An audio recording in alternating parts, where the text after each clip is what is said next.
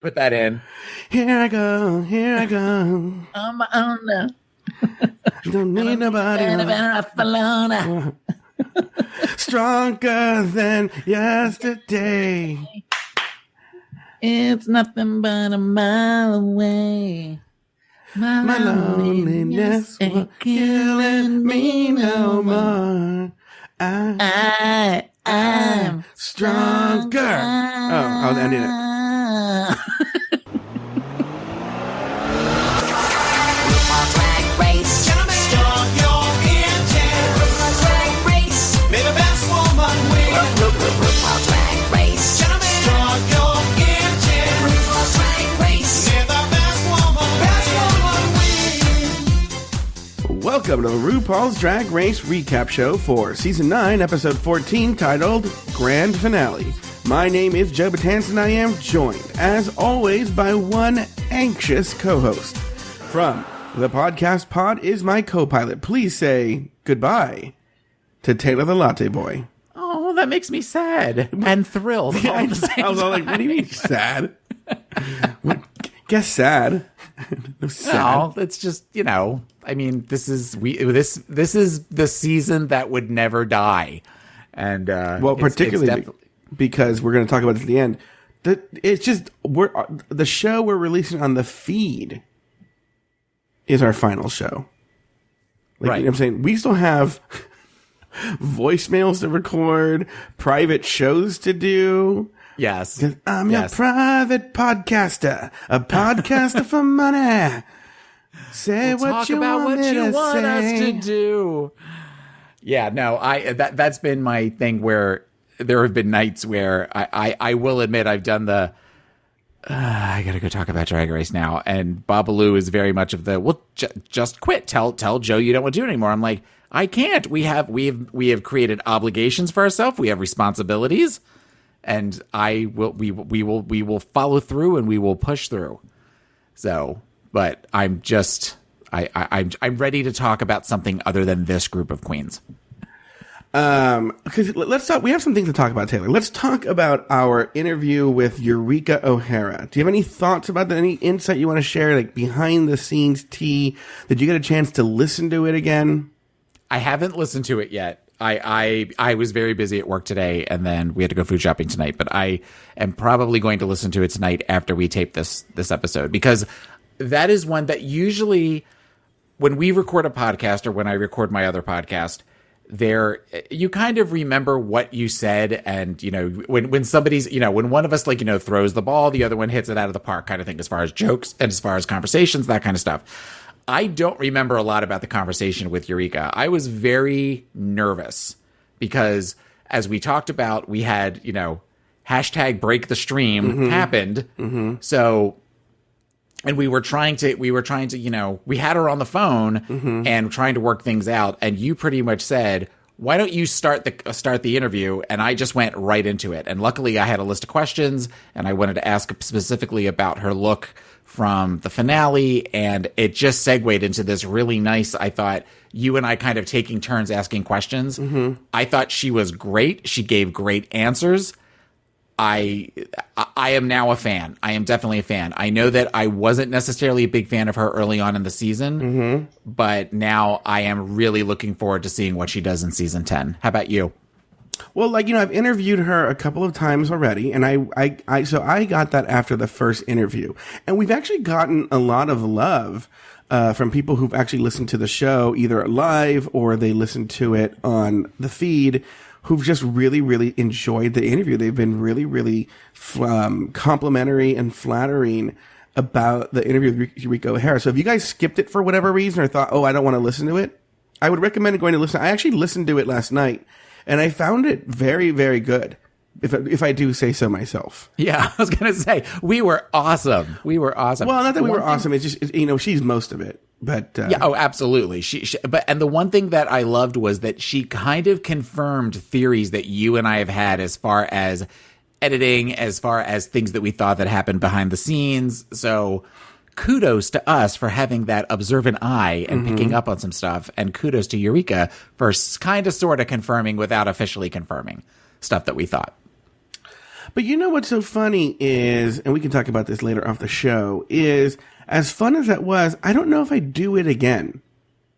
I think there's stuff that have to do with off the show stuff that I was just like, you know what? I think I like our show being just me and you talking about the show. Oh, yeah, I don't want it to be where we are, we get the eliminated queen every week and talk about her experiences. This was a special occasion doing the live show. And I could see this being something for special occasions, like if next year during the Pride 48 weekend, if we could get a season 10 queen from that season, or if we get Eureka again. I don't necessarily want it to be where there are other shows who will remain nameless that seem to have an in with World of Wonder and are immediately where for these 14 weeks or whatever, they interview each one of the queens as they go down the line. And there's something kind of gross about that because I don't feel like we totally kissed her ass, but some of those shows are just so up the ass of the contestants at World of Wonder that there's no genuine, it doesn't feel genuine, and I wouldn't want that for our show. Well, look, I'll openly admit that I kissed her ass, but I will say this, I didn't lie. I never lied, and I never made up things that I didn't feel. But I was definitely buttering her up a couple of times before I got into a hard question. So I didn't want to be like, well, you think Trinity's a bitch? I was just like, oh my God, you're perfect, you're beautiful, you look like Linda, you're as nice as a Linda Evangelista. Why would Trinity not like you? You know what I'm saying? So I would butter up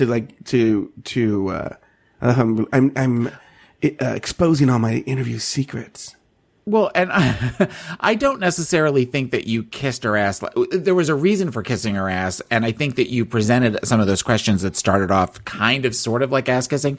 Like you're saying, there was a purpose by it. Whereas some people, I think they just want to, figuratively suck the dicks of the drag queens, so they're going to say whatever they need to, and they're not going to take the opportunity of pissing somebody off. They're not going to cut off their nose to spite their face. So whereas I feel like if we had Valentina on, well, one, you wouldn't be able to keep, you'd be nuts. But I think that we would have. I would conduct the whole interview in Spanish. So that I just had to keep sitting there. Yeah. Going, I know what that word means. I know what that word means. But you're like, Joe, I know what those words mean. You're saying like, y el Taylor es un estúpido. No? Feo. Yeah. Feo. Es muy feo en un estúpido.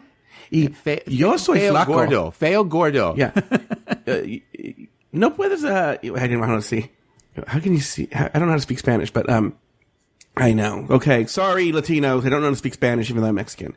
With one of the first times that we went down to visit Babalu's family, we were showing pictures of my dog that's a pug, and his mom looked at the picture and went, feo, feo. And I'm like, I know what that means. And her face went white because she didn't think that I knew what that meant. And then she said gordo later. I'm like, I know what that word means too. So, and I love her. She and I get along really, really great. My mother-in-law. Oh, is that weird to say for you? Now. My mother-in-law. Have you said that before? I said father-in-law. And I remember when we got married, Babalu, for reasons I don't want to get into, but Babalu had to go to Miami for a couple of days before the wedding and came back and brought a card for me, and in it said, love mommy and poppy. And I was just like, oh, that's awesome. So that was a moment that will stay. And does Babalu get along with your mother? Yes. Do you get along with all of Babalu's relatives? Oh yeah. Yeah. I like all of them. Does Babalu listen to this show? He does occasionally. Usually he's in the car with me. So, and if there was a family member that I didn't get along with, he would probably know about it. And I know, but that's not what I want to talk about. How I want to be your brother-in-law. And how I want to date, Hubbaloo.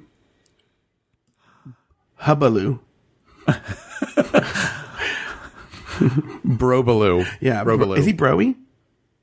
No. Oh, he's not? Oh no, my God. He's very, he's very much he's a Hollywood gay. He's a West Hollywood gay. I cannot stand but he's not like Twinkie, like, I mean, he's just very, he's very put together, and he's got very coiffed. He's got a body that won't quit, and he's Guys, just very much an insider. And Babalu, his brother is so hot. I was dying when I saw the pictures. It's like a hot gay Mr. Fantastic. yeah, I could see that. Wouldn't you agree? Well, that's what I could see that means. So yes, I agree. I can't wait till he's Mr. Betance. Could you imagine if you and I became brother-in-laws? That would be... Well, the correct grammatical term is brothers-in-law, but okay. Brothers-in-law. Okay, well, whatever. But I did want to see that happen, but now I don't because you just corrected me. If I'm over there for like, hi, everyone. Hello. I've met somebody, guys. This is the one. I want to bring him home. Wait a second. Yeah. He's getting his stuff out of the car right now. Hello, hello, hello. Did somebody... and Lisa Kudrow's with me? Okay, well, let's get into it, Taylor. This week, all the contestants gather one last time to witness a battle for the crown. RuPaul interviewed each of the top 4 contestants before launching a sudden death lip sync competition. Trinity Taylor was randomly selected as the first queen to lip sync, and she challenged Peppermint, whose costume transformation helped Peppermint win round 1. Next, Sasha Velour and Shea Coulee went head-to-head to Whitney Houston's So Emotional, before a shower of rose petals helped Sasha to send Shea away. Finally, Sasha Velour and Peppermint went head-to-mask in the final lip-sync for the crown. But, in the end, Sasha was crowned the winner of RuPaul's Drag Race Season 9 and America's Next Drag Superstar. Taylor, name 2 things you liked about this episode and 1 thing you didn't. Okay, 2 things I liked. I'm gonna just combine all of the lip syncs as one. I thoroughly enjoyed, for various reasons, each one of the lip syncs. I also, let's see, what's the second thing that I liked? I know it's the thing that I didn't like, but I liked the change in the format. I don't know, does that count as a second thing, or is that... Sure. It felt more streamlined. It almost felt too streamlined from what you've told me. But it wasn't the usual where we have to sit through 5 minutes of talking to, Charlie Hides or, all that kind of stuff. The one thing that I did not like, and I might catch shade for this, but whatever. There was something, and I understand that you were there in the audience, but there was something about the audience that annoyed the shit out of me whenever they would show the audience. In particular, They these just guys seemed really fat, and they wouldn't let me talk, and they were bossy. Okay, but there were these guys there that were in these outfits that I just thought, you're going to look back at this 5 years from now and realize what an asshole you look like.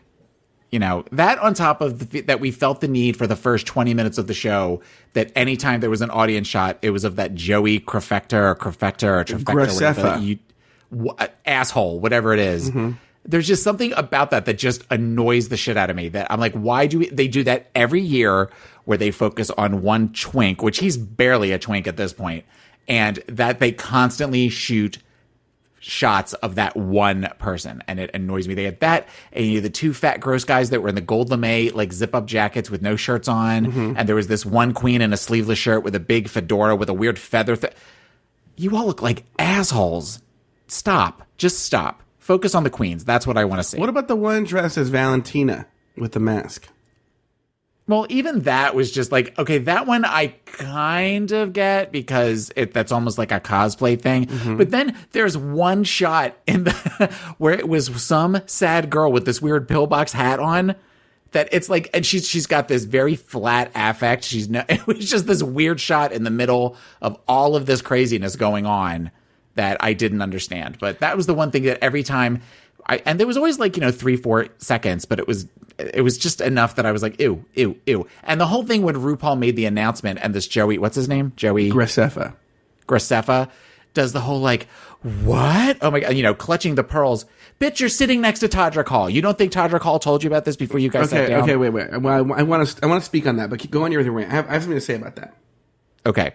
So, that was the one thing that I didn't like, but otherwise I thoroughly enjoyed I thoroughly enjoyed it. The lip syncs, my heart was beating a mile a minute through both of them, through all three of them. And at one point I texted you and said, I don't know how you sat through this. How you were able to be in with all of this energy, because I was a nervous wreck. So this must be what it's like when butch guys watch football. So I want to go back to what you said. So you're telling me, I want to get this clear.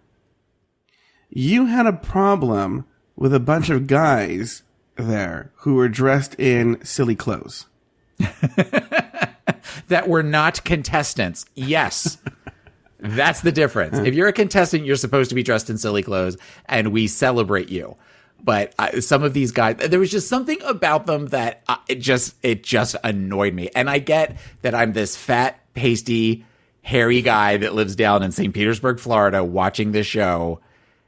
And it's not jealousy, though. There isn't a jealousy to it. It's just this like, there are things that you could wear that are very, what's the word I'm looking for? It always works. A nice black t-shirt, a nice pair of jeans, or a nice pair of dress pants, nice shoes, quality shoes, that kind of stuff. The Joe Betance uniform? Even though Joe Betance is not wearing a black shirt today. I noticed that when he came on, you're wearing a gray shirt with a green ring collar. Yeah. A green collar. It's just an old Navy shirt. Now, what does it say right here? It says Omaha. I can't see what it says. Oh, it says like Omaha, right? And every time, when you're fat and you wear these printed tees, this is why I try and avoid printed tees. It's basically you're wearing a giant sign. So like a skinny person, it might go unnoticed. But anytime I wear a printed shirt, people are like, oh, and they have to comment on the shirt. I don't need you to comment. I've never been to Omaha. All right. It's just a shirt I bought at Old Navy because it was, on set, it was $3. I didn't care what it was because I knew I was going to wear it to record a podcast or go to sleep or go to the gym, And do you wear a shirt when you sleep? I sure do. What am I, a Philistine? I can't wear. It has to be very cold in the house for me to wear a shirt. Wait. I have so much to say about this. We need to get to it. I'll tell you what I wear. I wear the same thing every day to bed. Summer or winter. Black jeans, a pair of shirt, good shoes. Blue jeans, boots, and a black t-shirt. No. I wear basketball shorts, which, by the way, no one my size is playing basketball. I don't know who I don't know who anyone's fooling, right? You're playing the role of basketball, but you're not playing the game of it. Okay. Basketball shorts, some sort of t-shirt, and socks. I don't know. Okay. Let me ask a question then. Yeah. Do you wear underwear under the basketball shorts or just... Sure do. Wear underwear. Oh God. Oh, that's too much clothes. That's too much clothes. There's too much. T-shirts are one of those things that if I roll over in the middle of the night and the t-shirt stays, like it's like pinned under a pillow or something, then it chokes me. What? And then I wake up and I'm not chokes me like, not sexy way chokes me, but just like chokes me. And it's uncomfortable and I feel pinned in and I have to feel very free. But that being said, I don't like sleeping naked. That's not true. I like sleeping naked in hotel rooms, but I don't like sleeping naked in my own house. Okay. A bunch of frightening things we're just right now. Because now I know when I go to hotel rooms that there are people who like to sleep naked in the bed. Yeah. Why do you like to sleep naked in a hotel room? I don't know. There's something about being in a hotel room. And that's even like... when Taffy and I share a hotel room, no, I don't sleep naked. But when I am by myself in a hotel room, like last August, I went to a conference naked and slept naked every night. But when Babalu's there too? And when Babalu's there, I usually sleep naked. Well, with Babalu, there's a good chance because I really enjoy having sex in a hotel room. So I kind of am removing a barrier at that point that if he decides he wants to go to Pound Town, that like I'm pretty much ready to go. I'm never sleeping in another hotel again. Now, but at home, you wear what? I just wear boxer briefs. And what does Bob Alou wear? He wears boxer briefs as well. And does he have the same opinion about sleepwear that you do? I think so. He doesn't. Well, he would walk around here naked if he could. I don't allow that because no. But it's okay at a hotel. It's okay in a hotel. Well, I don't walk around the hotel naked. I mean, when I'm ready to go to bed, I just get naked and I get in the hotel. Would you ever go to a nude beach? No. No, because if I'm in a hotel room, I'm either by myself or I'm with somebody that has seen me naked multiple times. Nude beaches, no. And even when I was thinner, I wouldn't have gone to a nude beach. I'm very self-conscious about the size of my penis. So to go back to your Joey Graceffa thing is to give a little peek behind the curtain. So when let me actually talk about getting to the finale. So you sit down, and then leading up to the pre-show. Is this before? I've been 4 times. I can't remember. Either before the pre-show or after the pre-show. They have somebody come out, either Bob or Bianca or Katya and Trixie. And this year it was Bob. Mm-hmm. And they do basically like a little pre-show. Was Bob wearing the same thing that she had a different outfit on. So then they show part of it on Logo. So they show kind of his monologue. But what they don't show you is then he's like, okay, we need to do some reaction shots. And they have camera crews peppered throughout the theater. And then they go, okay, we need you to act like, pretend you've just heard something super shocking. And then everyone right now, 3, 2, go. And everyone goes, ah, and then everyone go like, scream, like you just got scared. And they just give you a list of different reaction shots that the audience has to do. Everyone go crazy. Everyone jump up and down and cheer and applaud. And this is the greatest thing. Like they give you literally a super long, it's kind of exhausting. And you can tell that they use a lot of those shots in the show, particularly the shocked ones, because I was there and there was no one. People applauded actually when she said that, but no one was shocked. Okay. So the Joey Graceffa shot, as much as I hate Joey Graceffa, that was fake for the show. Same thing with Michelle Visage. There's a shot of them, and I'm like, oh, that's so fake. They were doing that. They were doing one of the reaction shots. Oh, where she was screaming, "You better work, bitch! You better work! You better work!" or something like that. It may have been that. It may have been, I don't remember. It was in the beginning that it just where all of a sudden the 3 of them were just acting crazy. I'm like, what the fuck is this? Which the first time I didn't pick up on it, but watching it on my TV because I watched it live on my iPad again, sitting in my living room, like sad poor people. But then the next day we watched it on our HD TV, and which was night and day as far as the detail on some of the outfits that the queens were wearing. Now, by the way. I had promised potential Joe Betance sightings, but they didn't air any of the Q&A. They usually do Q&As from the audience. They didn't air any of them. I'll tell you why. Because the bench, the warm-up bench of former queens was so thin on this season finale because of the scheduling problems. Like Tyra Sanchez was like the biggest one there. And then which I barely recognized. Yeah. And then it just went downhill from there. Like Jiggly Caliente was one of the big stars. So they ran out of drag queens very quickly. And they was all like really, really, low bar drag queens. Just to say the least. And so they didn't air any of them. But I think if they would have aired them, you would have seen me because you can sort of see me and I sent Taylor, and I recommend everyone go check this out on Logo TV. It's easy to find. But there was a moment from the show that I cannot believe they cut. It was so funny when I was there. And you can actually see me in the audience, like clapping and hooting and hollering. When this RuPaul has Mimi I'm First come down the aisle and remove India Farah so that Pork Chop can sit in the seat. So funny. Yeah. And how long was it? A minute and a half? 2 minutes? Yeah, it was about that. And, so generally an hour show when it's aired is 42 minutes with 18 minutes of commercials. But if you look at this episode, it's 35 minutes. That means there were 25 minutes of commercials. Yeah. That means they had the 2 minutes to spare.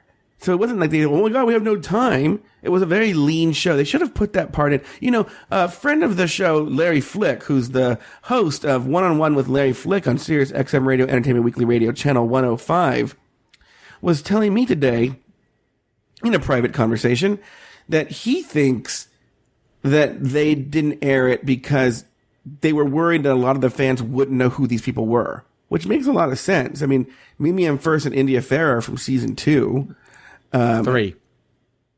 Season 3. Thank you. 3. And Pork Chops from season 1. Yeah. So the joke would have been lost on a lot of people. So, but that would also be of course, I guess VH1 doesn't necessarily care about this, but that would be a perfect way to reintroduce people to the older seasons. Even though I know that one isn't available anymore, but at least, know your herstory, know the herstory of Drag Race, RuPaul's Drag Race, and find out, okay, who is this woman that came and sat down, and why did this other big drag queen pick up another drag queen and carry her out that way? All that kind of stuff. That's the type of thing that those of us who have watched the series from the beginning all know, but a lot of the new audience that they have, or people that have maybe started watching once Bianca was on or Violet was on, might not understand what those references are. That's why I think All Stars 3 should be made up of those older queens. I don't think we're ready yet for Trixie and Naomi Smalls and Valentina. Like, I still need more time I think the old plan of, about 3 or 4 years between All Stars for those people was good. Yeah. I know I'm not ready for All Stars 3. God help me if we do an All Stars 3. All Stars 3 is going to be next year. Even though someone said that they heard a rumor that they're going to try and rush it for this fall. I don't know. That seems hard for them to do. Please tell me no. So anyway, I hope it's the older queens. I hope it's like people from like seasons 1, 2, 3, maybe 4. Okay, but when you think about it, who is really left? Who is really left from like that you remember? But I didn't remember Tatiana. Okay. You didn't remember Tatiana? No, I barely remember season 2. I'm going to go back and buy that. Okay, but season 1, the only ones, okay, you figure, Bebe, unless they did an all-star with all the winners, which would never ever happen. No. The only ones that are left from season 1 are Akasha. What do you mean left? As left as far as haven't been on an all-star season. Okay. Are Akasha, I think her name is Akasha, Jade Sotomayor, Rebecca Glasscock, Pork Chop. I think that's it. I think everybody else that was on. But they've announced that people for All Stars 3 they're allowed to have been on another All Stars. Which I think maybe opens up the possibility to, like, let's say Tammy Brown or Latrice Royale. So. Well, I don't know. I'm not ready for an All Stars 3. That's going to make the fans so sad. That makes the fans sad? Yes. Well, I would do it, but it would be not under duress, because that sounds mean, but it would be like, we'd have to, there'd be conversations. I love that we're a half an hour in and we barely started talking about the show. Look. This is our last chance. This is our last 40 minutes in, we're going to be done. Because here we go. First up, Trinity Taylor took No. You didn't say the 2 things you liked and the 1 thing you didn't like. You're not just throwing that on me. What about you? What are the 2 things you liked and the 1 thing you didn't like? You can give me side eye all you want. Okay. I'm going to, you know what? To be a dick, I'm going to name things that probably weren't even aired. I'm going to tell you something. I fucking love these bodyguards that RuPaul had. You want to know Joe's type to a fucking T? I did see them. After you pointed them out, yes, very cute. Oh my God. For those of you that want to see them, whenever they do the reverse shot of Ru saying, and don't fuck it up, good luck and don't fuck it up, they're over her left shoulder. So they'd be the right side of the screen for you. On the first and third lip syncs, you only see one of them. But on the lip sync for Sasha versus Shea, you see both of them. And they look like twins. I don't know if they really are related. Oh my God. I could not stop staring at them the entire time I was there. Now, were they dancers, bodyguards, or like bodyguards? No, bodyguards. Okay. But what's funny is they were probably only a little taller than me, like 5'8", you know? I don't know if they were necessarily like intense, like bodyguards, like Kevin Costner or something like that. But I think they were more like, I don't know why I said Kevin Costner, but it would take 2 of them to pick her up and carry her out into the limousine. But it was more like, just to keep people away and just watch out, you know? They could bark at a twink and the twink would go running. Yeah. And just to sort of be there, you know? And they were helping her because, you know, actually, more inside tea is like, she'd walk forward and then it'd cut to, her saying good luck. And oh my God, that was such a process. It wasn't fast. It was, there were little stairs and she's on heels. So like there's literally like a team of people who have to help her down. Mm-hmm. And then she sits in that box. I mean, that takes about a minute or two to get her situated. And then they would go, good luck. And don't fuck it up. There were a lot of moments that are just snipped. You could see, you got to see the way the sausage is made really much more so in this season's finale than most other seasons because they did so much more. I picked up on that as well. That seemed like that she's standing in the center of the stage and suddenly she's off to the right. Yeah. Things like that. So, and in fact, I'll just tell this now. Speaking of that reaction shots earlier thing, I don't know why they did this because it seemed like they used a lot of genuine shots, but I think a lot of it was for Ru. They wanted some Ru reaction shots. So it was actually kind of a funny moment during filming. They had, two, I don't know if they were interns or PAs or whatever. They replayed the lip syncs and these PAs or interns were in really shitty drag, recreating the lip syncs and kind of walking across stage so that we would all look where they were, where the queens were. And they were filming Ru and the audience looking. We were supposed to recreate how we were reacting. Okay. During that, they would even say, "Okay, here comes the part where Peppermint threw her wig off," and then I was like, "Yeah!" I think it was mostly to get Ru's reaction, even though they didn't really ever show it. Yeah, I noticed that when the camera would pan across the audience and everything, that she was sitting, you could kind of see she was smiling, but there was not a lot of excitement or anything like that with the. Yeah, her back was to me, so I have no insight into that. So that's one thing I like with the bodyguards. Second thing that I really like, I'm going to tell you guys something. What are you doing? I'm giving myself my insulin shot. I'm sorry, I didn't realize it was clicking.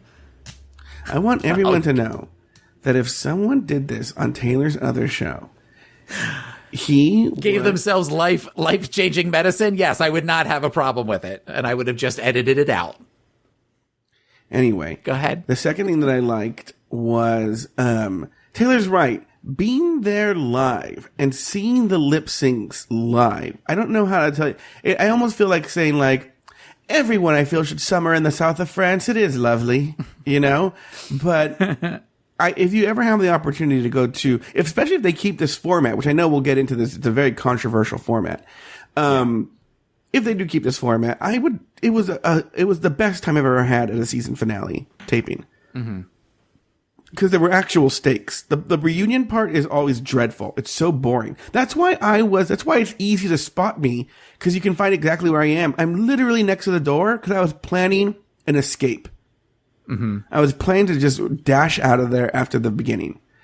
And so I'm right next to the door. So, you can just find Joe Betance sitting right there. And so I recommend that. One thing I didn't like, and I kind of mentioned this earlier, that they cut out that funny part, with India Farah and Mimi M. First. Well, you had said that was one of the things you were most worried about because there were so many great little vignettes of things that happened that you say they notoriously fuck things up in the edit, and it kind of sounds like in some ways they did. They got some things better, but other things were just not up to they still what do you would that. like to see. They still do that thing where they even out all the applause for They still do that thing where they even out all the applause for all the queens. Yes, but because you told me about the Alexis Michelle thing, I was watching the audience when she came out. And whereas, Valentina, people got in the way of the camera standing up and cheering. And when Alexis comes out, if people replay and watch the episode, there are people not clapping. There are people sitting in chairs. It was apparent. I understand that they evened out the volume, but if you go back and watch what people are doing versus even some of the other queens, some of the earlier, eliminated queens, there is a distinct difference. And once again, Eureka kind of talked about that. She was trying to be so diplomatic about it, and then pretty much eventually said, "Well, in Alexis," and nobody really clapped for Alexis. But I know, guys, it was awkward because, and you can see it on Nina Bonina. So there's something weird about the Alex Theater, and it was a weird problem that they had, which is, the best way to say it is that Alex Theater is very low. I guess is the best way to say it. So everything's really there aren't a lot of places. The camera can't go very high, so you can see hands in front of the camera. And also, they cut a lot of these out and they've worked around it. They were not yelling. They were very stern with the balcony, with the people in the cheap seats. They were very stern with them not to stand up, because if you did, you got in the spotlight, which would then you'd see, like, Rue would be sitting there. You'd see people like shadows going across Rue. So, the theater's a very low theater. And so there's no way to hide that. They had to show that.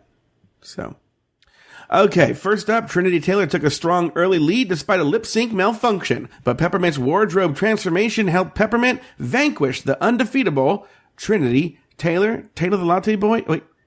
Trinity Taylor the Latte Boy? What were your thoughts on this lip sync? Okay. We are a team Peppermint house in this house. Yeah. And in the beginning of that lip sync, okay, I'm going to talk about the moment and everything. We were worried. We were feeling like we were watching another Valentina, Charlie. We're just going to kind of stand there. We're just kind of get sort of seductive, but we're not going to do anything. While you had this gymnast behind us doing cooter slams all over the stage and that kind of stuff. So, and we were both doing the whole, oh God, why? Why is she standing? Why is she standing? When that twirl happened, I let out this ridiculous scream I was so excited. I got goosebumps. I was so happy. I was so happy. And then it was this slow burn. And then at the end, it was just this explosion of stuff that was amazing. I have thoughts about Trinity and her performance, but I kind of want to save them for when we talk about Sasha and Shay, because there's something that I noticed that was an issue. But Peppermint, that was a iconic moment in the history of the show. I'm saying it here that is something that whenever you talk about top 10 lip syncs or the best lip syncs of RuPaul's Drag Race, that is something that will always be in that list, that will be shown on like YouTube clips and stuff like that. Yeah, there are already like gifs of it going around, like, you know, like when, you know, you want to buy a new dress and you have no money and you find $20 in your pocket, and then they show her like strutting around the stage and whipping. It's some dumb meme or something. Right. You know, being there live, I think I talked about this on the show, but now I can be more free with that discussion. Is I got tingly. I was worried about my health. Like, am I going to have a heart attack from all the excitement? Thank God I was by the door and there were paramedics and police nearby where I was standing, and security. Like I told you, I leapt to my feet and I pumped my fist like I was Arsenio Hall. And it was a very exciting moment. But that was at that moment. And again, talking about how they sort of temper the audience roar. They did there too. A little bit. I mean, the audience, there was no way they could hide it, you know? Yeah. But the audience was going crazy for the rest of the song. It never stopped. For the rest of the song, it was thunderous, loud cheering and applause and stomping the feet. And for both of them, by the way. Because then Trinity started giving more of it all, of her all, sorry. And, yeah. I will say, yeah, I mean, Trinity, I'm not saying that Trinity didn't do a good lip sync. And if anything, in the beginning, she seemed to be giving a stronger, no pun intended, lip sync than Peppermint was. But it felt like this was more the best way I could describe this was almost more of a marathon than a sprint. And I think that Trinity kind of didn't so much lose steam, but lost finesse, which is not necessarily a word I would use to describe Trinity. Mm-hmm. But it just seemed like towards the end, there was almost a desperation in some of the moves, some of the kind of the yelling, like where she was doing, like there was something in her face that changed. It was not as attractive to look at as it had been previously in other lip syncs. And because I feel like I have really grown to like Trinity as a contestant and as a performer, but there was something about her compared to Peppermint that just didn't feel, she sunk she definitely sunk. Once that dress changed, the switch flipped, and it was just about Peppermint at that point. Now, let me ask you this question, because I've run into this, even in my own life. A friend of the show, Sweet Michael, was telling me he thought Trinity won the lip sync, as did I was with a straight friend at a bar watching RuPaul's Drag Race finale, which we should talk about that too. And he was like, he didn't know anything about this show, but he was like, I feel the white one. Right? He was, Sorry. And I was like, oh, really? And so there are people who feel that Trinity won the lip sync, and that Peppermint's only move was that one move. Does that one move give her the lip sync, Taylor the Latte Boy?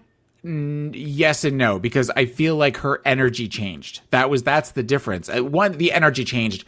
Two, people weren't screaming the way they were before that dress change. And the reason that people jumped to their feet in thunderous applause was because of that. But I mean, the whole thing where, she managed to go across the stage and she was kind of doing the Banshee, the ghetto with the leaning back and doing the clap and that type of stuff. That was where you couldn't not watch her. Before, it was worry, and then it turned to this, our girl's going to be okay sort of thing. Which might actually... it could have been, it definitely felt like that, but when they did the we'll be back after this to announce my heart was still going a mile a minute, because it could have been Trinity, but I think that RuPaul recognizes at this point that the crowd went, they might have started with Trinity, but the crowd went to Peppermint, and you go with the one that finishes strong. And I feel like that's why Peppermint got selected. Now, one more little piece of insight from being there that it's actually on tape, but you have to look for it, is Trinity did fuck up. Yes, I did notice that after you told me. And you have to look at the tape is when the song is starting, and they do a wide shot, and so you have to look. So, in the regular song Stronger, Britney Spears she does a growl. Oh, yeah. Oh, yeah. Right? They didn't do it in the shortened version that they have. I want that as my text message alert for you for when you text me from now on. Oh, yeah. Wait, let me do it again so it's clear for everyone. Ready? Oh, yeah. Okay. That's the voicemail we'll just give everybody for Patreon. There you go. Anyway, if you look at that moment, right when look at when the song starts, just keep your eye on Trinity. It's during the intro. She lip syncs the ooh yeah, but it's not in the actual song. It wasn't even when they aired it, when they played it in the theater. They had taken it out. Right. And she fucked it up. So if you're there, you would have seen her fuck that part up, which maybe counted against her. But also what you're saying is with Peppermint, her lip sync told a story. There was an arc. Where it started in one way and ended up differently at the end. She was stronger when she went through the bridge, and at the end of the bridge and the crescendo, she transformed into a new person and was a stronger person. Which may even speak to Peppermint's story, if you think about it. Yeah, she was one way and then went through a transformation and became stronger after that transformation. That's a really good point. That's a really, really good point that I hadn't necessarily thought of. Oh, yeah. No, Taylor. Hush, yes. Don't stop. Keep complimenting your co-host. Anyway, the show is longer than yesterday. There is nothing left for us to say, but we're gonna keep talking on and on and on. Longer.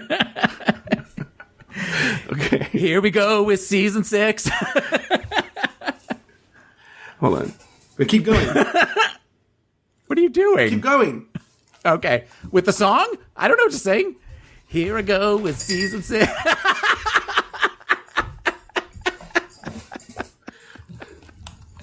Joe just twirled and changed his hair.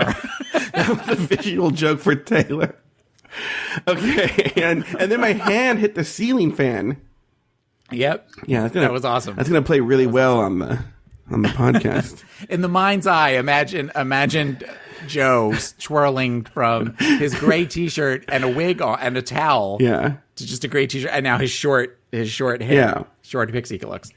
Anyway, so I think that lip sync told a story, and so maybe that's the reason why Peppermint won. Next, Sasha and Shay, this season's BFFs, pulled no punches as they battled to stay in the competition. Shay never really had a chance, as Sasha took a strong lead from the very beginning and sent the early favorite home packing. Taylor, thoughts on Sasha v. Shay? You mentioned Peppermint telling a story, and I felt like Sasha was telling a story with her look with the rose petals, and it was fascinating to watch. It was because really we've never seen her really lip sync before, other than lip syncing her own lyrics for the category is. We haven't really got to see her perform and create something on her own. And between this and there was something about her face that it was where she was kind of like, it sort of seemed like she was like this crazed, jilted ex-lover that was having a breakdown. It was incredible to watch. And this kind of speaks to what I was talking about with Trinity, with Shay. I feel like Trinity and Shay did the expected performance at any bar on a Friday night of where we're going to lip sync really well, but we're just going to kind of do a little bit of acrobatics. We're just going to walk in past, and we're going to have attitude as we walk up and down the stage. Whereas Peppermint and Sasha told stories, that there was something, they did had a wow factor that I feel as though Trinity and Shay didn't have. I mean, the one thing that I remember from Shay's lip sync was the part with the guitar where she licked her lips. Like, that was the one thing that I thought was like kind of a cool move. That and the point when they pointed to each other, when I think about you, those are the two things that felt like I thought that when they pointed to each other, I thought that was a sweet moment, considering that they have been shown as such good friends and that kind of stuff. But I mean, that was from the second she took off that wig. That was like, well, that's it. We definitely have the winner for this round. And what were your thoughts when she took the wig off and the shower of rose petals came down? I wasn't expecting that. But you didn't have the same feeling you do with Peppermint. No, it was an amazing. I mean, I love Peppermint and I like Sasha, so I thought it was a great moment, and it was fun to watch her because there was something awkward about the way she was, but it worked. It worked for the character that she was portraying, and she did the one glove and the petals went everywhere, and then she did the second, and I just kind of thought, well, that was it. And then when she did the thing with the wig and everybody lost their shit. Oh my God, lost their shit. I just thought it was just this incredible moment. I showed my co-host on Pod as my co-pilot, Taffy. She came over Saturday night, and I was telling her about the show, and I played the lip syncs for her, and which I didn't tell her anything about either one. She made me replay Peppermint 3 times, the twirl. She made me go back with the twirl. But with Sasha, her first thought was, because I didn't tell her who won either one or anything like that, and she said, well, isn't she going to lose because she took off her wig? And I said, because she goes, I remember that because she used to watch it years ago with her daughter when her daughter was younger. And I said, no. I said, because there was a reveal underneath. If it had just been the bald wig, that probably would not have gone as well as it did. But because there was this, and it wasn't just like 3 or 4 petals. It was like she had 2 bags of the fake petals from Michael's, that you get at the craft store that you kind of pull off. It was all this amazing stuff under this wig. I said that was a moment that's the type of shit that sells tickets to performances. Well, also, I believe the ban on the taking off the wigs, it became a thing. Like, I feel like they did it in season 1 and it worked, and then everybody was doing it. And so they were like, okay, we need to stop with the taking off the wigs, because it started to become a thing where it was almost like the end of Hedwig and the Angry Inch. Have you ever seen that? Mm-mm. So I'm familiar with it, but I haven't. At the end of both the movie and the film, Hedwig has a mental breakdown and essentially strips all the drag off and is back to her like naked boy self. And it's essentially what they were doing. Like, they were trying to show emotion by like removing the the drag makeup, but I think they just, okay, one time is fine, Yeah. Enough. No more with that. No more taking off the wigs. No, I think they can't leave the stage anymore either. No, not since, technically not since the, Mimi, I'm first thing. But I know that like Kennedy Davenport has like leapt off the stage, but I think they can't come towards the judges anymore. Yeah. I feel like, again, but I feel the Mimi on first may have been the proverbial straw that broke the camel's back, but I think it was, again, I think that was happening too much. Where it was just like, okay, all right, you're going to walk down there. All right. So, my thoughts on Sasha versus Shea. This one was so much a stark difference, where I feel like Shea, was not really giving anything special. I think that's been the big disappointments of this season is as strong as Shea has been throughout the season, she hasn't been the strongest lip syncer. We've seen her lip sync a few times and she's fine, but she's not bringing it the way you would almost expect her to bring it. And I think that's what's disappointing. She has the attitude and that's why. But my big complaint with Shea has always been that she lacks charisma. I think the most charisma I've ever seen from Shea is at the reunion. But for the most part of the show, she sort of lacks charisma. You sort of forget about her. And so, she can win a sewing challenge or an acting challenge or whatever challenge. But she's not the best lip syncer. And I think, and we can get to the, let's talk about it after Sasha v. Peppermint. But people are upset about this, and I think we want. Yeah. It comes up in the email, right? I think so. Yeah. So why don't we save it for that? But those are my thoughts on Sasha v. Shea. Did we miss anything here? As far as Sasha versus Shea? Yeah. No, I don't think so. I think that we explored everything. All right, let's move on. In the final battle, Sasha Velour entered the theater in a mask, but she showed Valentina how it was done, as Sasha assassinated the lip sync assassin and took home the crown of America's next drag superstar. Taylor, your thoughts on that third lip sync?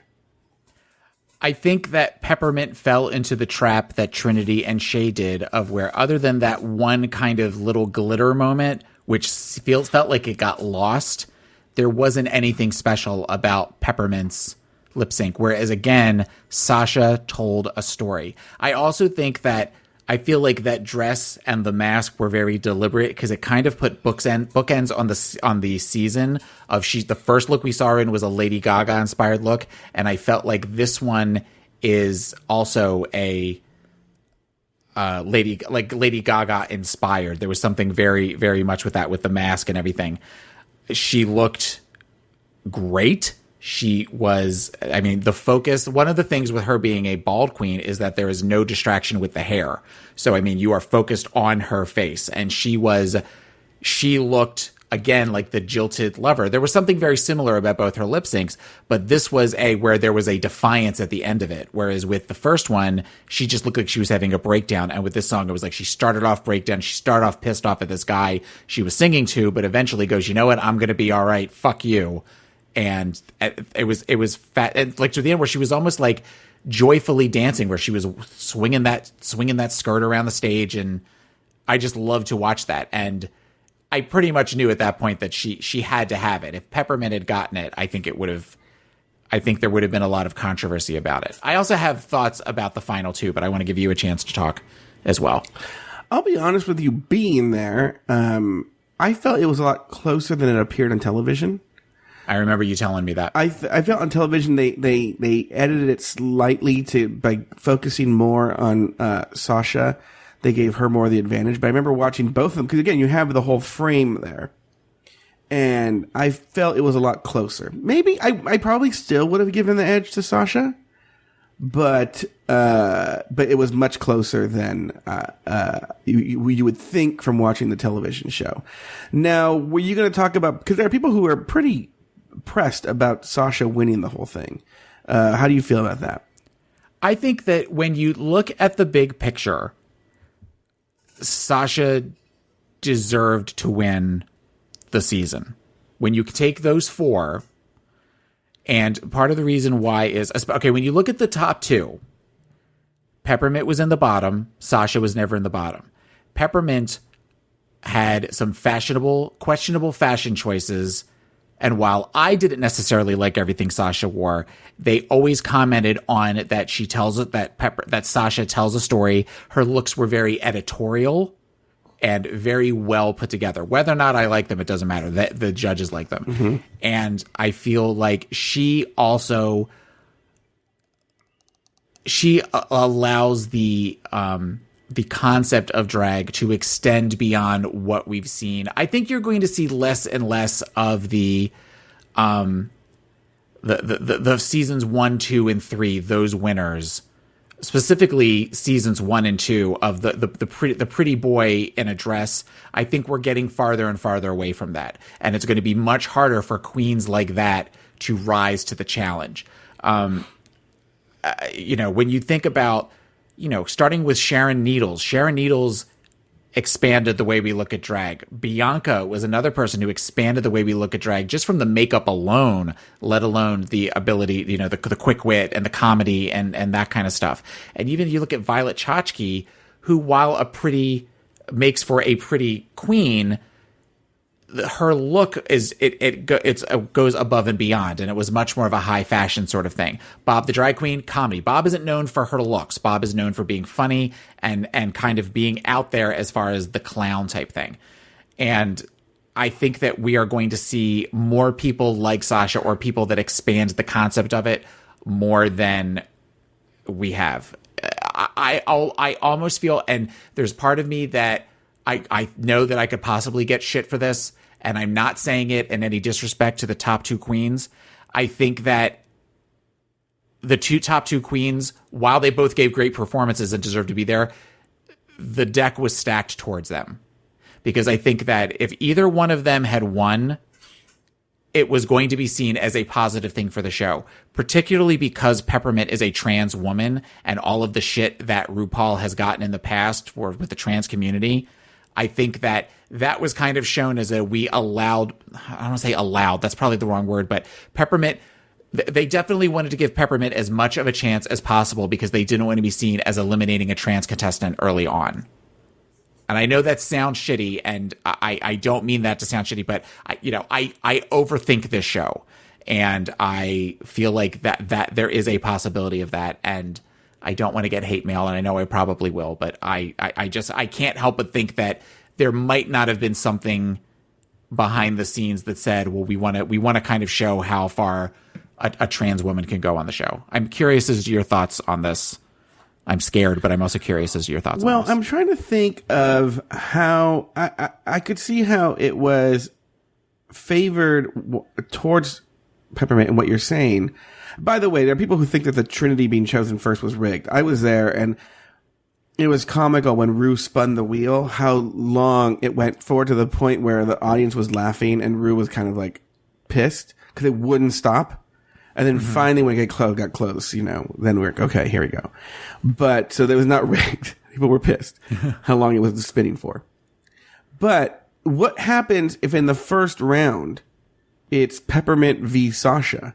Well, and that's why I said I don't know. I just feel like if it was something where Sasha or Shay or Trinity blew the other contestant out of the water, then then this is all for naught. This is just me overthinking, and it's not necessarily conspiracy theories, because I liked the top 2 contestants. This is one of these that I have overwhelmingly heard from people that if anybody had won, people would have been happy. Mm-hmm. This wasn't like a season where if Roxy Andrews runs season 5 or something that people would have been pissed, or if I'm trying to think of somebody that but I don't know about that. On Reddit, especially the Shay fans. Some of the Trinity fans, but particularly the Shay fans, are really, really, really pissed. Really pissed. I mean, there are constant arguments about this. About Sasha, oh my god, Sasha shouldn't have won. She's the worst queen to win ever. This new format is so fucked. We wouldn't have Bianca Del Rio win. We wouldn't have had this done. Blah, blah, blah, blah, blah, blah, blah, blah, blah, blah, blah. Well, and that may be the case, but I don't know. And it's one of these that as I say what I said, now I'm second guessing myself. But I do think that they wanted a trans woman in the finals. I don't disagree with that. The show does stuff like that. Yeah. Yeah. Whether she was going to win or not, or how close she was going to get, I don't know. I think maybe for them, her being in the finals was the win. And then they knew she was really good at lip syncing, so they probably were encouraged by the idea that she would do well with that. Mm-hmm. And,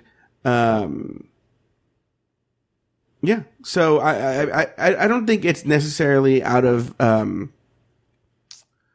can't think of words right now. I don't think it's out of the realm. Yeah. Thank you. I don't think it's necessarily a crazy thought to think that, Peppermint was artificially kept around. But I mean, if you think about it though, like they needed something to do after Valentina was gone. You know, Valentina sort of forced their hand. Yeah. So, because in a perfect world, it probably would have been a top 4 of Valentina, Trinity, Shea, and Sasha. Which everyone says, and this is actually probably a good example to argue against the format, is everyone says, oh, Valentina could have won the whole thing, but not with this format. No. She wouldn't have, I don't know, maybe Shea. But we can see she wasn't a very good lip syncer. Yeah. Even though I've seen her in performances, she's not bad. When she's prepared. So okay, but does not bad doesn't win the crown. No, you're right. So I don't know how Valentina would have won in this format.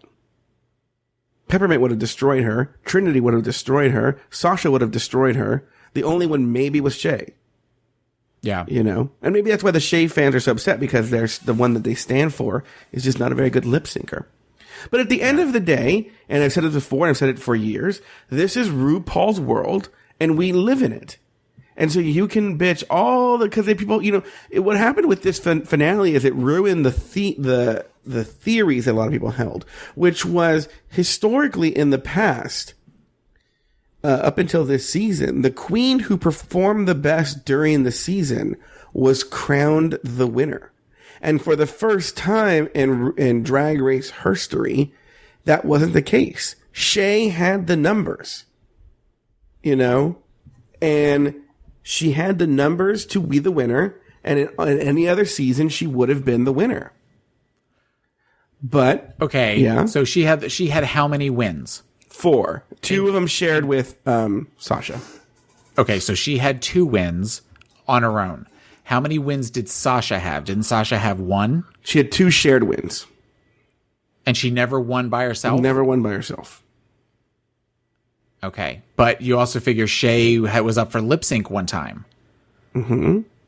Okay, so that brings it down to where there's still only 1, but I feel like there were never necessarily any questionable fashion choices that might have been held against Sasha that were held against Shea. So if you're looking at the numbers might have evened out a little bit. Well, then you get the debate of what the numbers are. Here's the deal is, again, at the end of you're the one who brought up numbers. No. I'm just saying, what I'm saying though is anyone can play with the numbers to a certain point when you're, because people do argue about that. Do Sasha's 2 wins not count? And it's a whole weird thing. But Joe, you don't understand. I know. We're having echoes. So the point is that it's her world. RuPaul can go there and crown fucking Valentina the winner. Yeah. Crown whoever the fuck she wants. It's her fucking goddamn show. It's a talent show. She can crown whoever she wants, however she wants. And we have to accept that. And you know what? Stop watching, which nobody will. Right. I was going to say that at one point. I'm like, everybody's bitching about it, but they'll all be sitting with their popcorn in the bowl and waiting for season 10 next summer. Well, because ultimately, too, I mean, I guess I can only speak for me, but I suspect you agree. At this stage, I know we've argued that the queens don't care if they win or lose. At this stage, do you really care who wins or loses?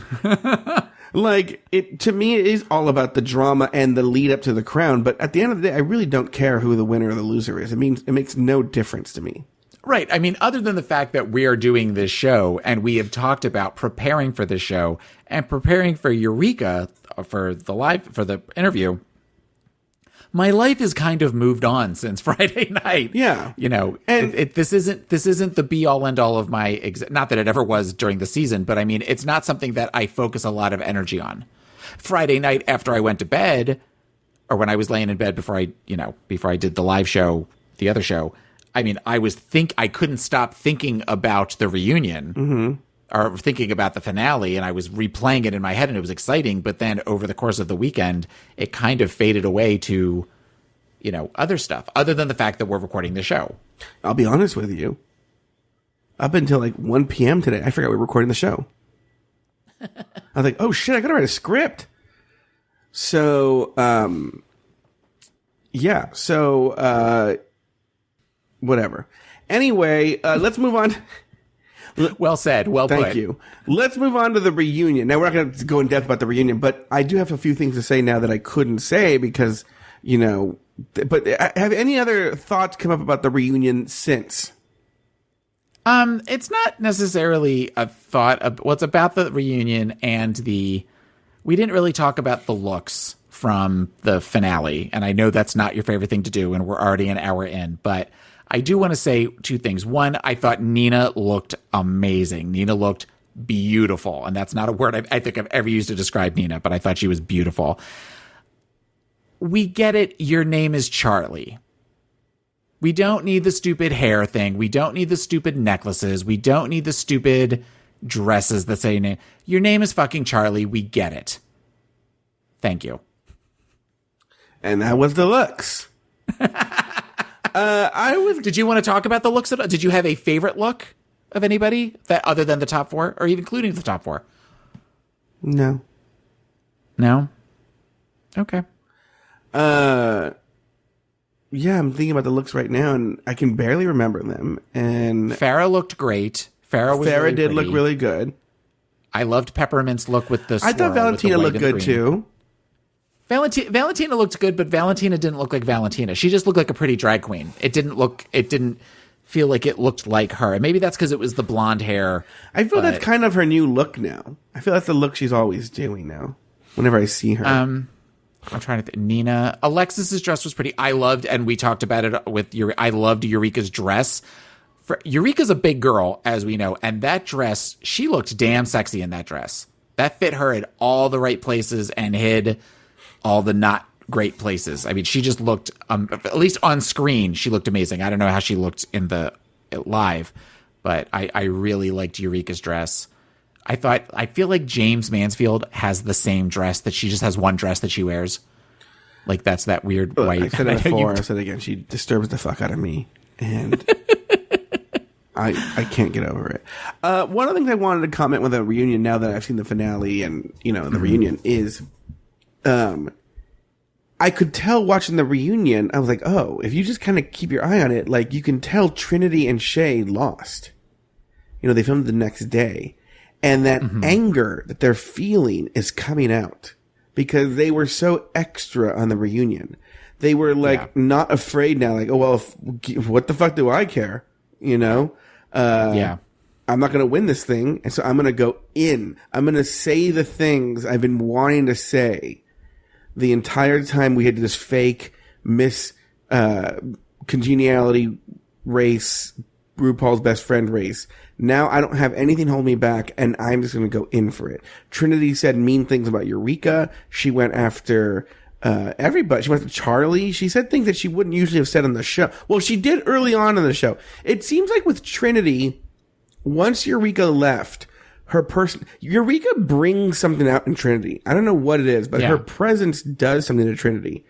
Well, we've all got that person in our lives that when they're in our immediate space, the competition goes up. Yeah, I feel once Eureka left, that's when the audience started to fall in love with Trinity, and I feel she softened up a lot once Eureka left. And now Eureka being on that stage of the reunion, it felt like that brought back a lot of Trinity's, oh, bitch. You know, that weird pageant bitchiness came out again. And Shay just seemed really bitter. And from the things you're hearing is that Shay was really bitter about losing. She was really, really upset because she felt going into the thing, I have the most wins, and oh shit, I just lost it after one lip sync. Yeah. So I'm hearing like rumors that Shay's pretty bitter. But what you gonna do? I feel like the way that they did this with the lip sync kind of made an argument for, I would say, any of those three, the three eliminated queens, to be on an all-star season, to bring them back. It felt very much like, you know, like certain queens when she goes now sashay away, you think she's already forgotten their name before they've turned around. Mm-hmm. Whereas this felt very much like we want to see more of you on an all-stars and hopefully you'll come back. If Shay is that angry or bitter or remains that angry and bitter, then that might happen. But I could see Shea coming back and doing, if not winning an All-Stars, but doing well. Okay, those are my thoughts. Those are all the extra thoughts I had in the reunion. Do you have any other extra thoughts? One thought, and actually this goes back to the reunion and the finale, and I'm assuming you could speak more to this because you were there live. Watching Cynthia walk down the runway felt sad. She seemed to be walking very Well, her carefully. dress is very tight. It was super, super, super tight. Well, I've seen video of them preparing for the show where they're all backstage putting on makeup and everything, and she has gotten very, very thin and looked very, very sick. And as much as I am not a big fan of Cynthia Lee Fontaine, I don't want to see bad things happen to her. And that just felt there was something about that hurt my heart a little bit. But she just seemed like she was struggling, and it might have been that it was just the tight dress, but I think also the thinness that she's had since she was on the season, just it was a little jarring to see her that thin. But I also know that you had mentioned a couple episodes ago that the rumors were that she was not doing well. So yeah, well, hopefully she's doing well. Cynthia Lee Fontaine, I have I have nothing but good wishes for you if you listen to this show. She doesn't listen to this show. No queens listen to this show. And you know what, Taylor? I like it like that. Yeah, I'm okay with that. You think Eureka might not listen? Eureka doesn't listen. No one listens, Taylor. But you know what? We'll talk about this at the end during the wrap-up thoughts. But anyway, are we done with the reunion? Yes. Okay. You're looking at me like, short of shaking your head, yes, like, are we done with the reunion? No, I just want to move on. Taylor, any final thoughts on the entire season? Is there anything we missed this season, this episode, the reunion, the finale, everything?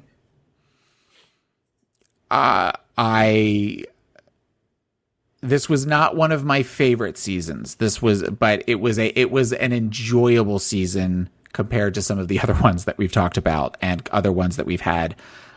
This was definitely a season that there are key things I will remember, and there are a lot of things that I will probably not remember once season 10 starts.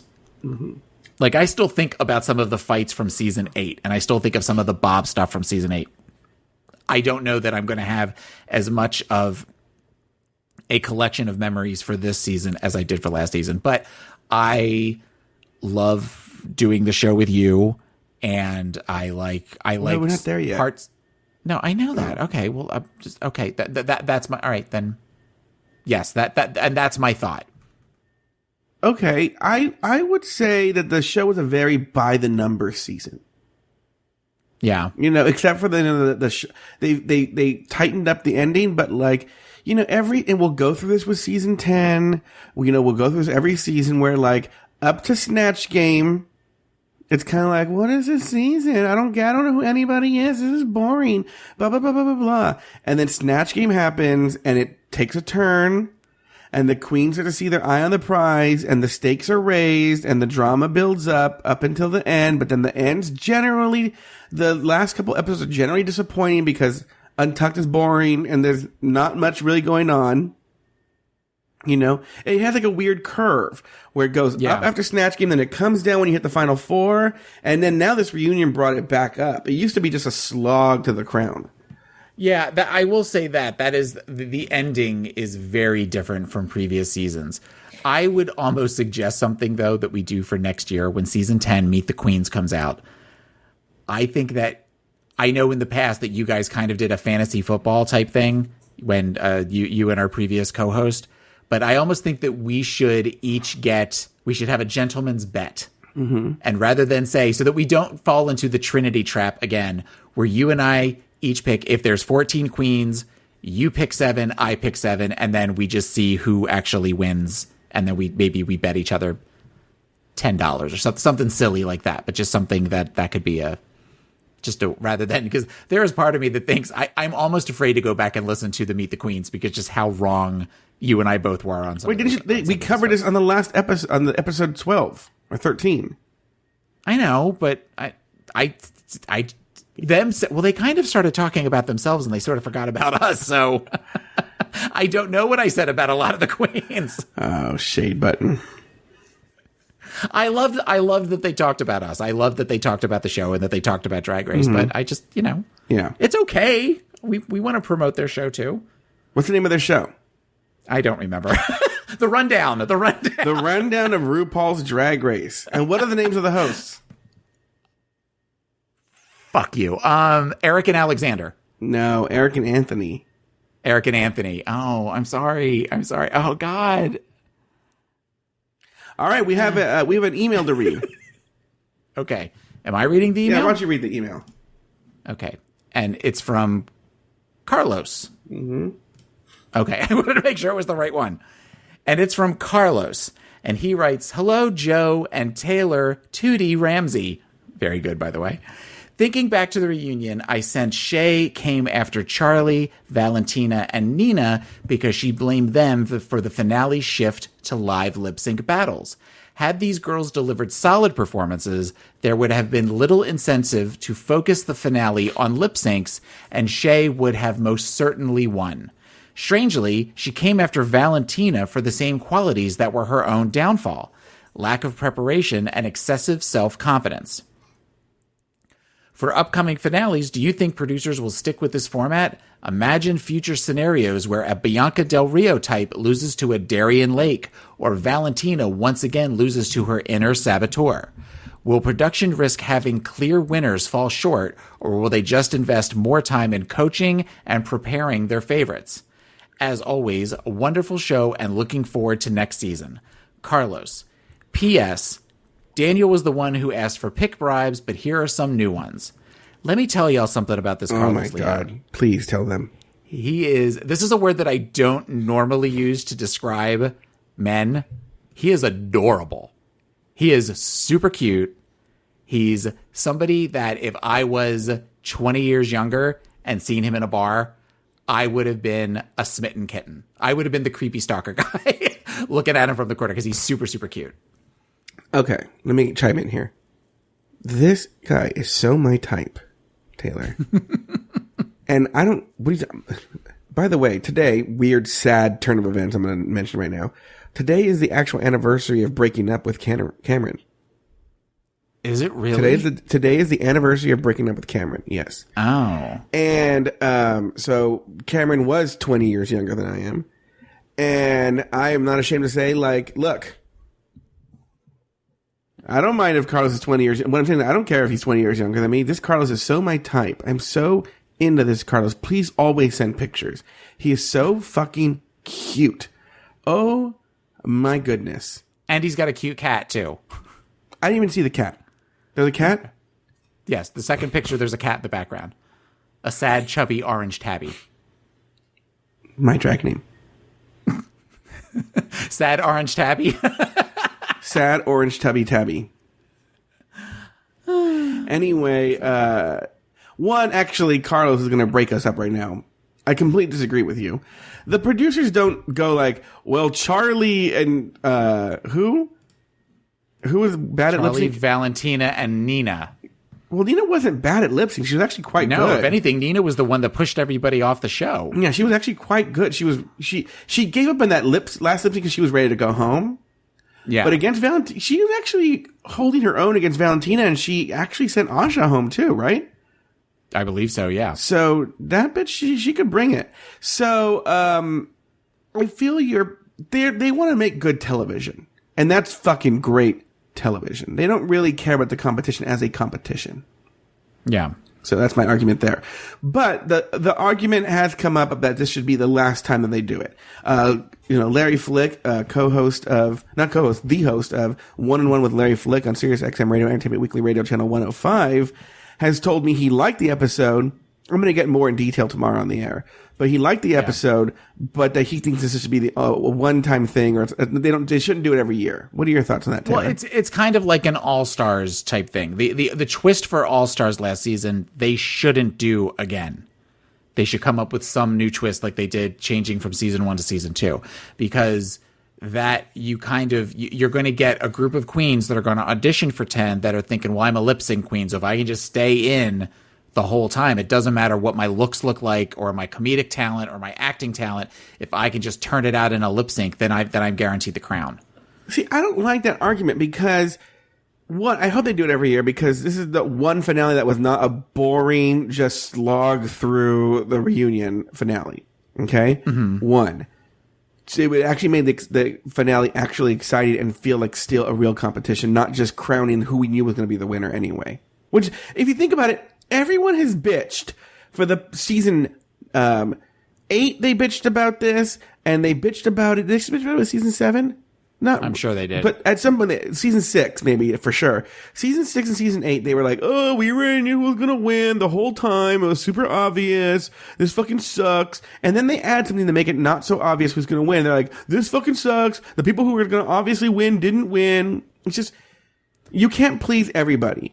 No, I agree with that. But I think, I'm not saying that there shouldn't be a twist. And I'm also not saying that there shouldn't be something for lip syncing as well. I mean, with lip sync, but I mean, if it's something where they had to do almost if they took the greatest ball ever and incorporated that into the finale where they had to come up with a couple of looks and they also had to do a lip sync, mix it up a little bit.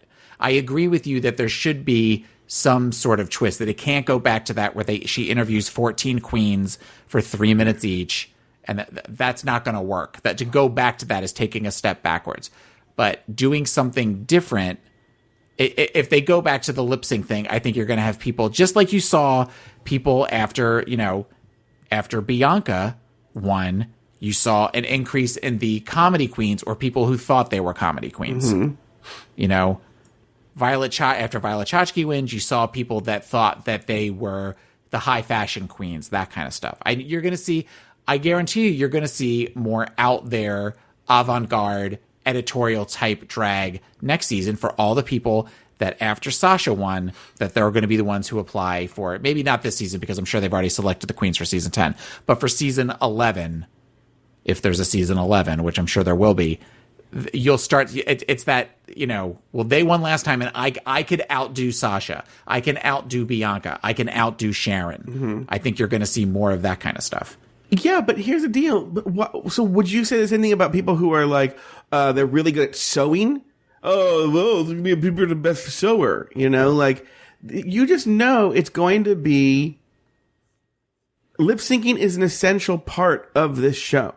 I agree. Sewing, I completely lip agree. syncing, acting, singing. You're going to have to do all of those things. And... that was the big complaint about Valentina. Like, bitch, you have to lip sync on this show. And then be like, ugh. And by the way, someone else pointed out, seasons 1 through 4 or 5, all the queens the final queens need to lip sync, a final lip sync for their life for the crown. There's only been a few seasons, 6, 7, and 8, and maybe even 5? Where the queens didn't have to do a lip sync for the crown, a final lip sync. All the top contenders didn't have to do a lip sync. This is a relatively new thing, and they just turned it into a game. So, I don't know. I'm over. Any other final thoughts on the season, Taylor? And the email. Is there anything else in the email that we didn't bring up? No. He had a comment and he sent us cute pictures. That's all we need to know. Oh my God, this Carlos is so cute. Anyway, just a reminder. Starting this week, we will be slowly posting the RuPaul's Drag Race recap for season 7, the original season, on our feed. We're trying to consolidate all the episodes, and it's the best way to do it without flooding your podcast inbox. If you've never listened to our season 7 recaps, please enjoy the very first season of RuPaul's Drag Race recap, the one without Taylor. If you have listened to season 7, I guest on 2 episodes. Oh, that's true. He does guest star in 2 episodes. If you have listened to season 7, we invite you to take a walk down memory lane. Either way, we just want to give you a heads up about what's going to be happening. Yeah, basically, don't be surprised. Starting this week, we're going to slowly start releasing the season 7 episodes so that they're part of the entire collection. If there was a way to do it without you guys getting them, we would do that, but there's no way. So we're going to just parse them out slowly so it doesn't flood your inbox with 14 episodes. If that's annoying to you, just delete them. Please don't unsubscribe, though. We like you being a subscriber. And so actually, speaking of, let's talk about the off season. So Taylor and I are going to take about a week off.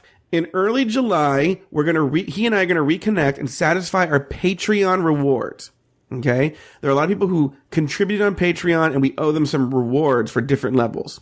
So, if you contributed to Patreon, you should be getting your rewards in July. Once those rewards are fulfilled, Taylor and I are going to start recording the very special Patreon-only season of RuPaul's Drag Race recap for RuPaul's Drag Race Season 6. Okay? The one with Bianca Del Rio and Laganja Estranja and Adore Delano and Courtney Act. We're doing all that. And it should be a lot of fun. Okay? After that season is done, you will start to see one-off specials in the feed. These will include a Golden Girls episode, a fast food episode, and of course, the long-awaited Paris is Burning recap episode. So, don't unsubscribe. There will be more Joe and Taylor in your feed in the near future. Okay? Finally, if you're not a Patreon member yet, this is your last chance to become a patron of our show and get the chance to listen to our very exclusive recap of RuPaul's Drag Race Season 6. To gain access to the exclusive season and all other bonus content, you only need to subscribe at the $1 level. All right, so that's it. Well, that concludes this season of RuPaul's Drag Race Recap. I'd like to thank my co-host Taylor the Latte Boy and all of the guests. Oh, you know what? Hold on for a second. Let's do this right. So we're not going to have a special mirror moment between the two of us? Oh, do you want one? Go ahead. Well, because I started to say something, but we're not there to do this yet. We're not ready for that. I have enjoyed doing the show with you this season. I have. I think that we tried some new things, and some of them worked, and some of them didn't. But it is going to make us stronger than yesterday. And so thank you. Thank you for having me on again as your co-host. Now, you do all the work. You do the heavy lifting, and I appreciate that. Now, Prince, my queen. Prince, I say. No, Taylor, look, here's the deal. And this is not just me saying it. You know, the audience has spoken, you know, they clearly like us together, you know, much to the chagrin of the people in my life and the people in your life, that right now we've spent 2 hours talking. They're like, when is this fucking season over so we can have our loved ones back in our lives again, you know? Yeah. But the point is, yeah, look, I love doing the show with you. I would have you do, look, guys, I would continue doing the show. This guy right here, you know, someone actually wrote in and was like, I don't know if it was on Facebook or Twitter or I don't know where. You guys all love us, right? But the point is, she was like, she had said, why don't you guys do a recap of the Golden Girls? And I said, look, there's another podcast. It's very successful. It just sort of feels like we would be just gilding the lily, if you will, if we did another podcast about the Golden Girls. And she said, but those people aren't Joe and Taylor. Aww. Did you see this? That's a sweet thing to say. Yes. Yeah. We're still not doing it. Yeah, no.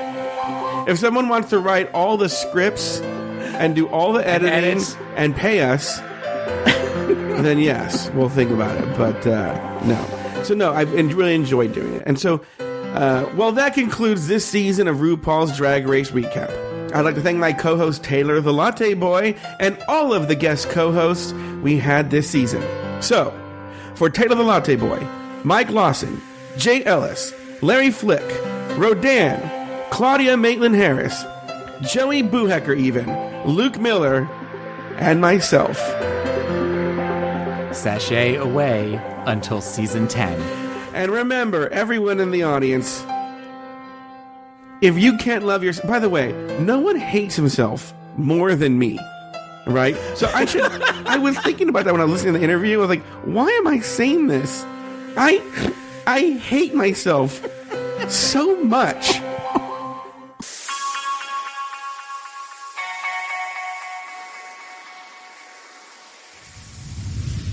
Want to know what Taylor the Latte Boy is up to at all times? He has his own podcast called Pod Is My Co-Pilot, available on iTunes and at podismycopilot.com. You can follow him on Twitter at PIMCTaylor and also on Instagram at PIMCTaylor. I have another podcast called Catching Up. It's available on iTunes and at cupodcast.com. You can also catch me recapping RuPaul's Drag Race on One-on-One with Larry Flick on Sirius XM Radio every Friday at 3 p.m. Eastern, noon Pacific on Entertainment Weekly Radio, Channel 105. Need to see what I'm eating? Follow me on Twitter at Joe Betance. That's Joe, as in boy, Etance, and on Instagram at Joe Betance.